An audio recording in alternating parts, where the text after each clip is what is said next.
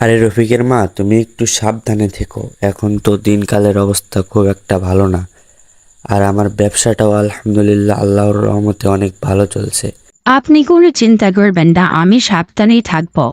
আচ্ছা ঠিক আছে, আমি তাহলে এবার রওনা হলাম, না হলে আবার দেরি হয়ে যাবে। আচ্ছা ঠিক আছে, তাহলে আপনি এবার প্রণাম। আর রাস্তার হাতে একটু দেখে চলবেন।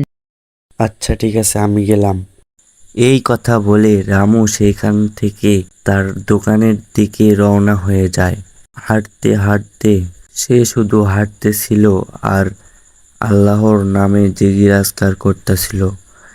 এই ভাব করে হাঁটতে হাঁটতে কখন যে সে প্রায় 2 কিলোমিটার পথ অতিক্রম করে তার বাজারের ভিতরে প্রবেশ করে সে নিজেও বলতে পারে না। অবশেষে সে তার বাজারের দোকানের ভিতরে যায় এবং কি সেই দোকানটা খোলে। দোকান খোলার সাথে সাথে তার দিকে অনেক কাস্টমার হাজির হয়ে যায়। এতে করে তার বেচাকেনা অনেক ভালো চলতে থাকে। তার দিনকাল এইভাবেই 1 দিন 2 দিন 2 মাস 3 মাস 4 মাস এইরকম করে যাইতেই থাকে। কিন্তু তার দোকানের পাশেই ছিল রাতুলের দোকান। রফিকের দোকান যদিও ভালোই চলতেছিল, কিন্তু এদিকে রাতুলের দোকানে একটাও কাস্টমার ছিল না। এই জন্য সে একজনকে ফোন করে এবং কি আজকে রাতে একটা কি যেন কাজের কথা বলে। তারপরে সে বলতে থাকে যে আজকে রাত্রে দেখবো তুই বাড়িতে কিভাবে ফিরিস, আমার পেটে লাথি মারছিস তুই।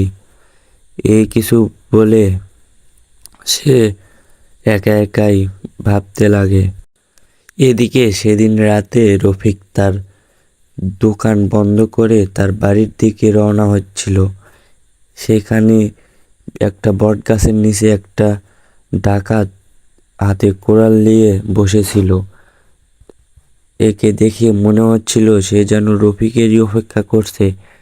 এবং কি দেখতে দেখতে রফিক হাঁটতে হাঁটতে যখন তার অনেকটাই কাছে এসে যায়, তখন সে একটু সাবধান হয়ে যায়।